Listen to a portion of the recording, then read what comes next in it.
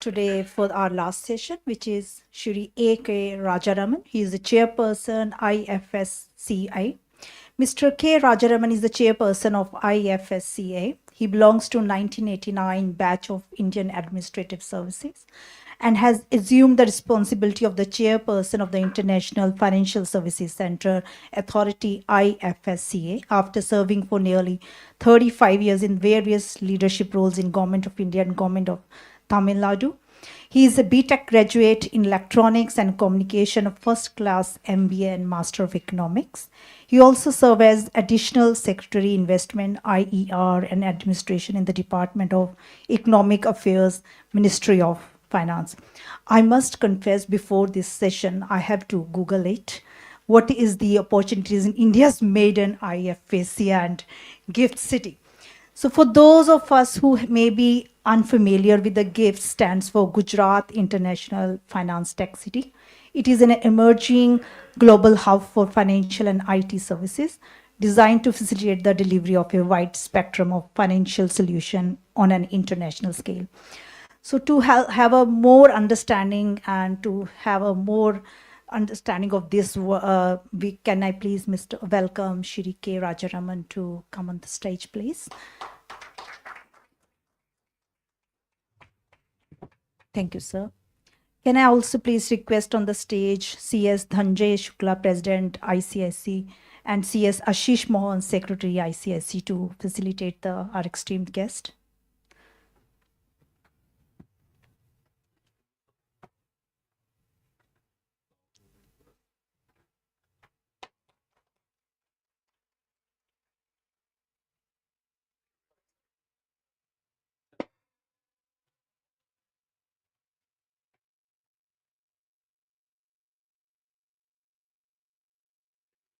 Thank you, sir.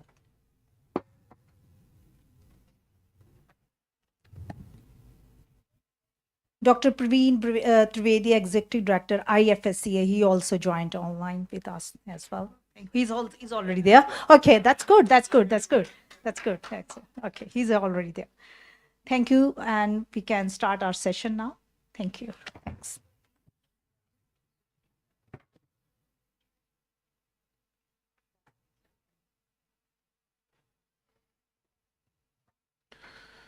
So good afternoon to all of you, I think. So just want to know how many of you are from Australia? Okay, right. Thank you. How many of you have heard of Gift City? Okay, so it's a quick poll before I start, I think. So first of all, thank you to President Shukla for actually having us here. So good to be here to very briefly tell about the developments in India. The India opportunity is something which most of you must be knowing, in the sense that the growth in India has been quite strong. The last 35 years have been quite eventful in India in terms of reforms of all kinds. While the last 10 years have been even more eventful in the sense that that very important structural reforms have happened, including things like GST, IBC, strict asset classification provisioning norms by the Reserve Bank, the monetary policy framework agreement between the Government of India and the Reserve Bank enabling control of inflation, I think, and other things like financial inclusion reforms, capital market reforms. All this have actually enabled the country to become more open to foreign investment and also enable ease of doing business to improve, I think. But nevertheless, I think I would also like to say that reform is work in progress. So which means that though we may have achieved a lot of things, and one of the most significant achievements is that India continues to grow at around 6% plus, despite all the ravages of COVID, the 6%, the global uncertainties, volatility, ambiguity in the global markets, the tariff tantrums, and so on and so forth. Even this quarter of 25-26, the first quarter, I think the estimates of growth have been put at 7.8%. So, and the projection is that this year India will, despite the tariff tantrums, will grow at around 6.7%. The answers are not far to seek because the Indian economy is not based on exports. It is based on robust domestic consumption. There's a growth process within India which has been unleashed by the reform processes which I just mentioned. So, consequence of which I think the economy is continuing to grow despite all these blips or glitches, as you may call it. The gross FDI inflows into India is about $81 billion. The total FDI stock in India is about $1 trillion plus. The gross stock of foreign portfolio investments into India is about $900 billion. So the Indian story of foreign being attractive to foreign investors continues, I think. So it has continued to become more and more attractive as time passes, as we liberalize, simplify, deregulate a lot of these sectors. Let me say that one of the longest attractions of India has been the skilled population. We have young population of about 65% of the population being under 35 years of age. The fast growing middle class, because obviously because of the reform process, a lot of the people in the bottom of the pyramid, have been supported by the financial inclusion agenda, the social inclusion agenda, economic inclusion programs such as housing for all, electricity for all, telecom for all, connectivity for all, and so on and so forth. The thought process of the Honorable Prime Minister is that no man or no family or no village shall be left behind. So the saturation approach to basic necessities is what the approach of the government of India is, and that will, all these schemes will go to logical conclusion over the next 4 to 5 years, because many of them have achieved a lot of successes, but I think the last mile needs to be covered in terms of ensuring that the last man or the last village gets all what is been stated.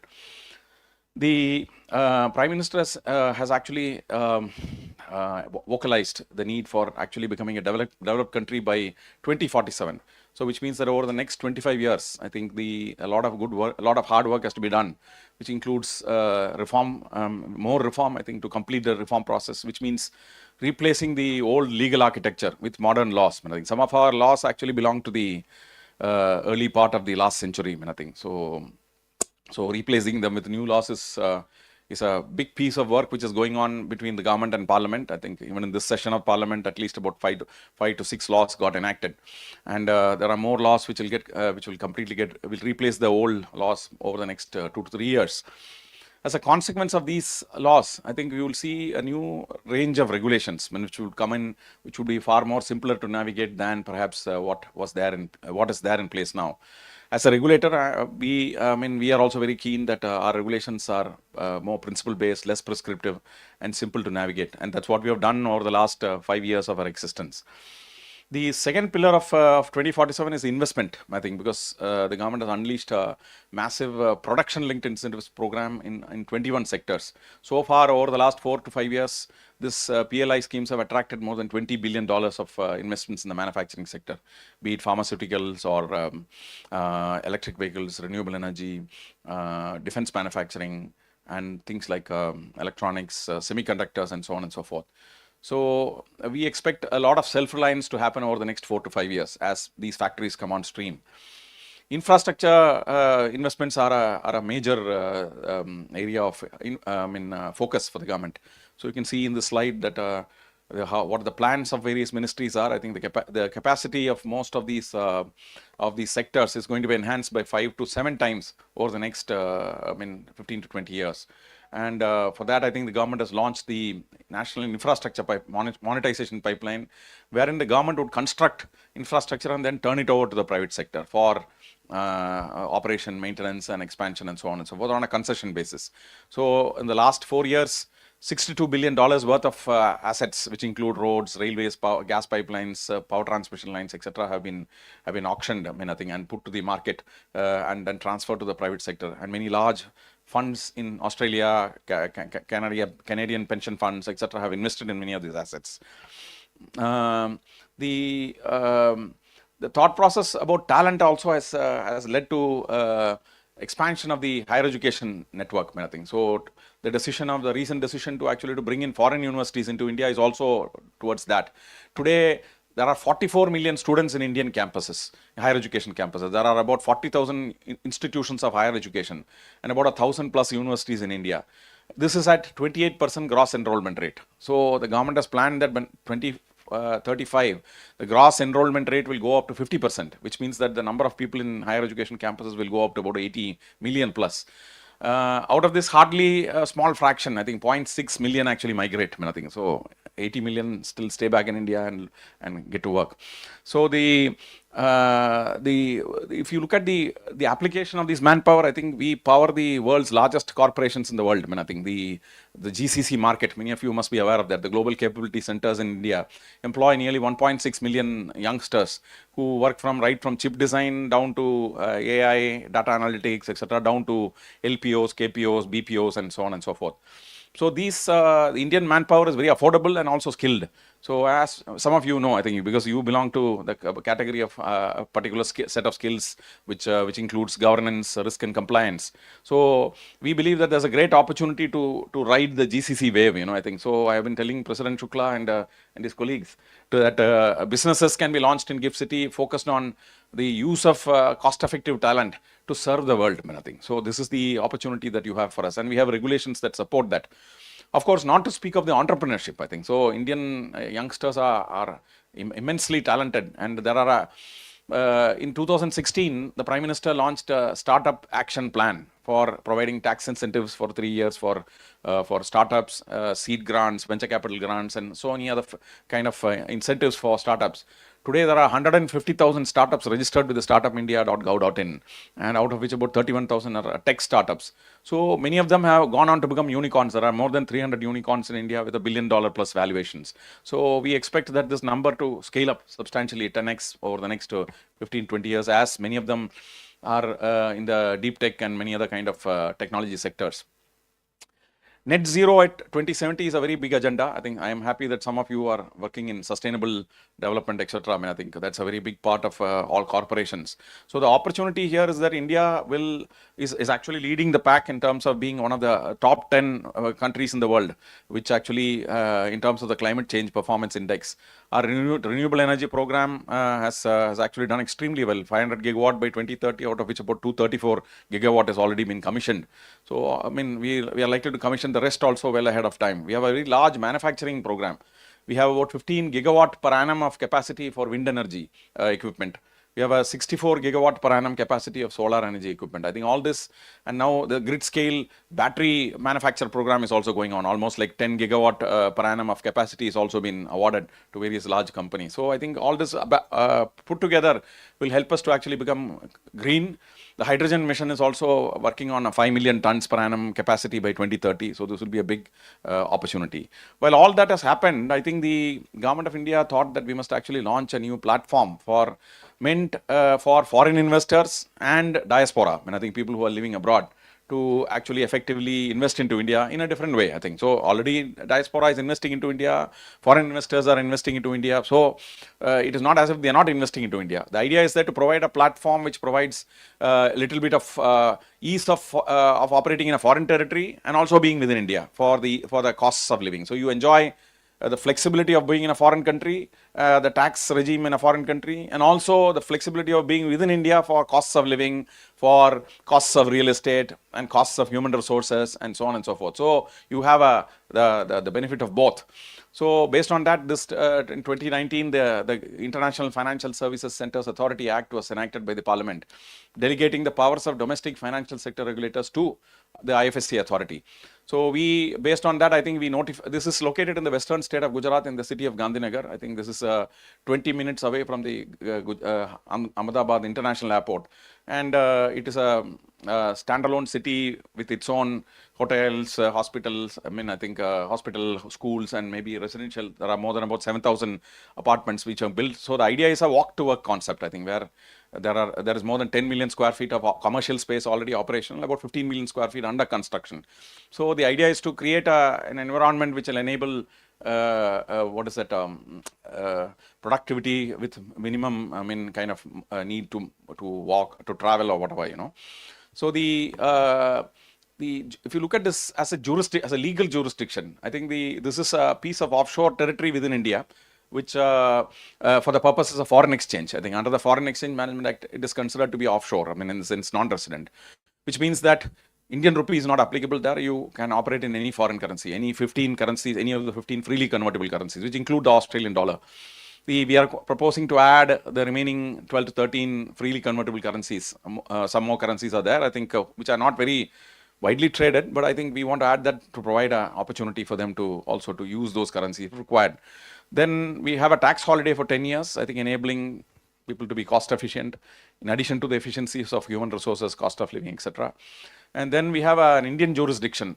All of you, the business in GIFT City would be within India for the purposes of under legal perspective, but they enjoy a lot of carve-outs under various laws, I think, because for providing for ease of doing business.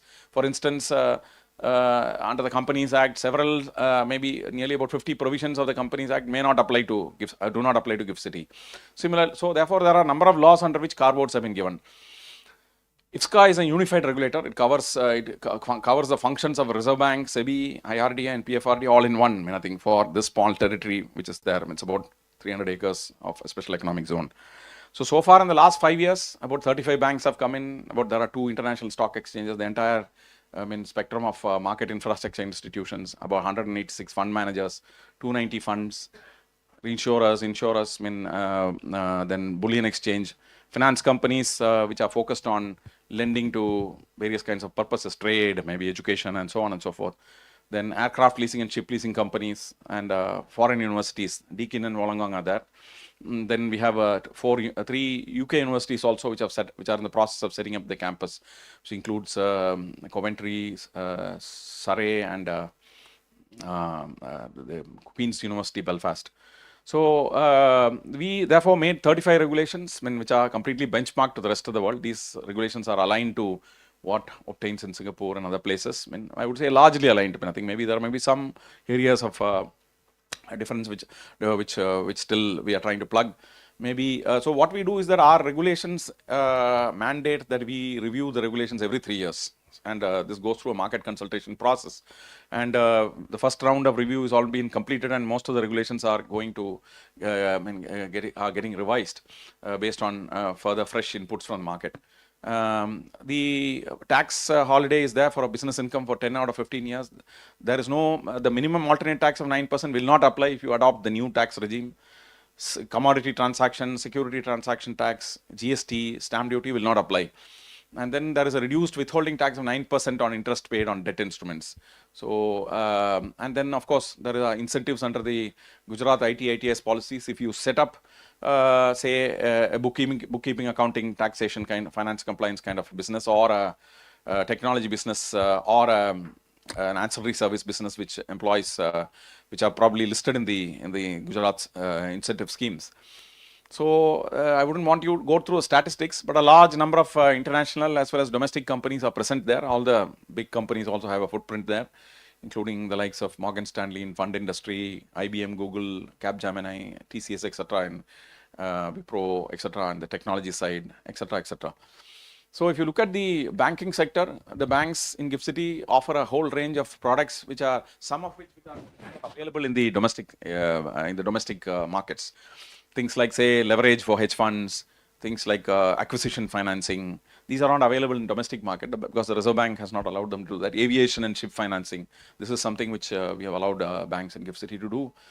So there is a lot of flexibility. The advantage is that because you are exempt under the FEMA Act, moving in capital and moving out capital does not require permissions. There is full convertibility on the capital account and the trade account, and there is free movement of your profits can be repatriated without any approvals required. So all those flexibilities are there, which are probably an international business might want.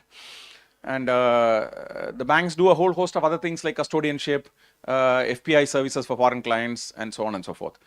The capital markets have got 2 exchanges. They trade the stock indices in India, the GIFT Nifty 50 and the GIFT Sensex. So these are dollar products which are liquid products. The monthly trading is about $102 billion, and it's an open interest on any day is between $13 to $20 billion. There's a bond market with about $65 billion of bonds listed there. So about $15 billion and these are issued by some of the largest corporations in India, and they are widely subscribed as well. $15 billion of these bonds are GSS plus, green, social, sustainable linked bonds. And then if you look at the fund industry, we have about 290 funds registered by 186 fund managers. All kinds of funds are there: VC funds, private equity, private debt, hedge funds, sports funds, climate fund, etc. And we have a whole host of ecosystem: trusteeship firms, fund administrators, law firms, etc., which you may require for the for support. And these are some of the companies which are there. I think international fund managers like Mirae, Invesco, Morgan Stanley, ADIA, they are all there. And if you look at insurance markets, it is just a growing market. We have direct insurance meant for diaspora, because there are many non-resident Indians who live across the world who will require dollar insurance of all kinds: health, transport, travel, and so on and so forth. So these insurance firms provide that. There is also general insurance meant for other international assets, such as ships on high seas, or aircrafts, or other oil rigs that may be on high seas, and so on and so forth, or foreign assets for that matter. So a lot of reinsurance and insurance companies have set up, all including international firms like Singapore Re, Korean Re, I think Allianz, Generali from Italy, and so on and so forth. Aircraft leasing is quite popular there. I think, in fact, all the large airline companies in India have their leasing arms in GIFT City. And there are 33 lessors, including those of Air India and Indigo, and they have leased more than 250 assets, which include large aircraft, small aircraft, helicopters, jet engines, and so on and so forth, because it's a very tax efficient way to actually lease in and lease out equipment like of such as aircraft. Then similarly, I think we also have a ship leasing framework, which enables, there are so far nearly about 18 lessors have set up operations, and more than 28 large ships, to include ethane carriers, gas carriers, etc., which have been leased out by Indian and foreign companies. There is a fintech framework. We have a sandbox which enables people to test some of the new innovative products, I think, for the financial markets. Sustainable finance, as I already mentioned, is in three parts. Banks also lend for green and sustainable opportunities. There are banks are directed to lend about 5% of their portfolio on green, sustainable activities. About $3 billion has been lent under the ESG category by banks so far. As far as funds are concerned, there are 3 ESG funds who are registered with us, I think. So we expect this portfolio to grow. And finally, I think we have ESG bonds, green GSS plus bonds, which are listed with the exchange, for $13 billion of bonds, which are currently outstanding. We also have a bullion exchange. About 100 tons of gold have been traded last year, I think, because India buys a lot of gold.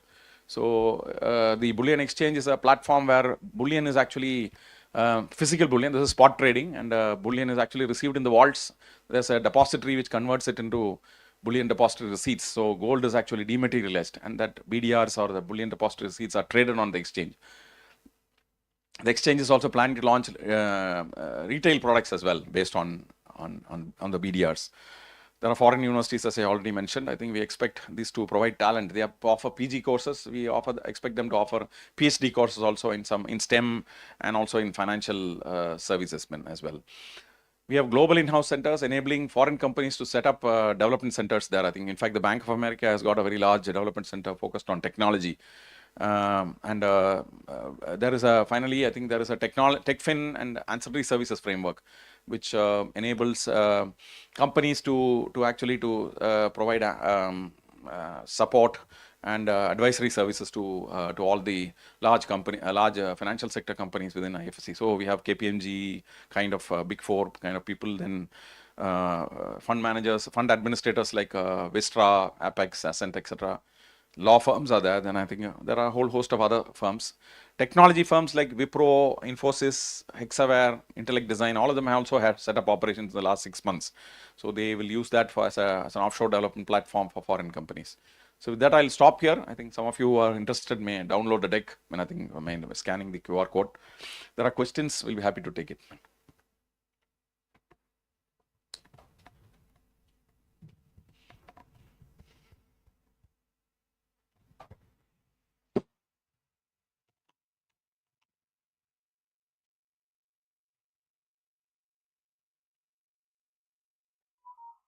Good, I think so. People are quite satisfied, I guess.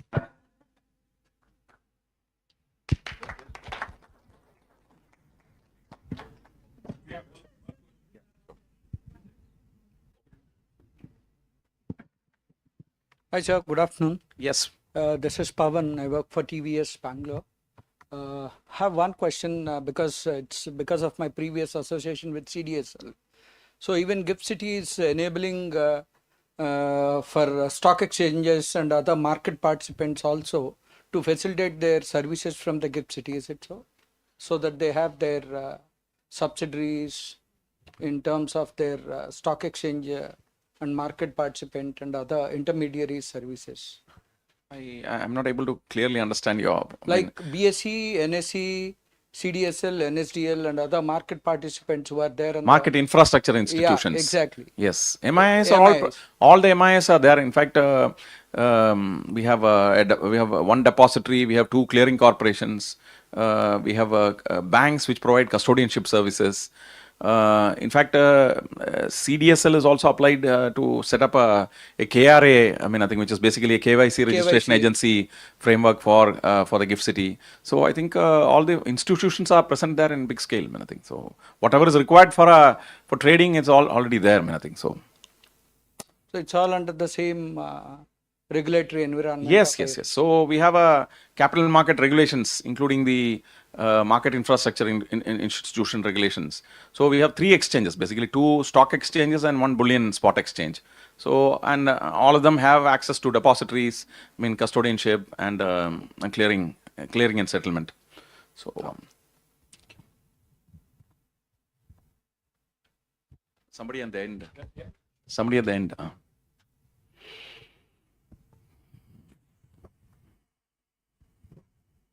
Good afternoon, sir. Yes. This is Swapnil Sudhanshu from Bilaspur. Sir, whether this Gift City, whether we are thinking about something like VCCA structure, what is available in Singapore?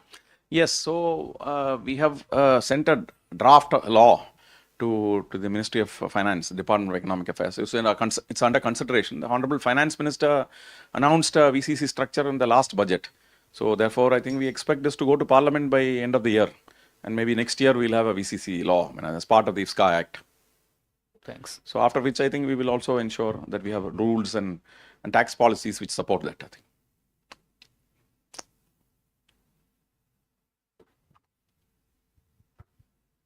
Good. Thank you very much.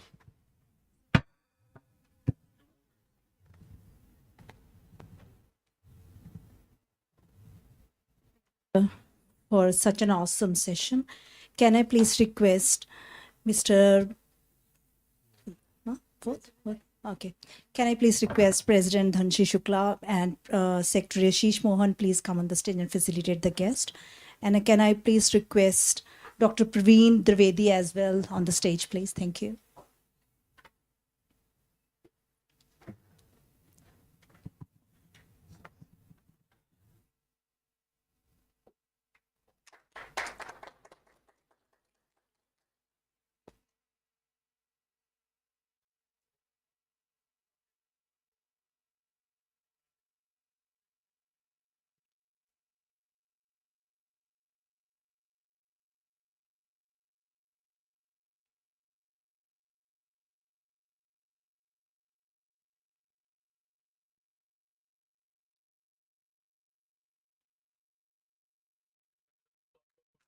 Thank you so much.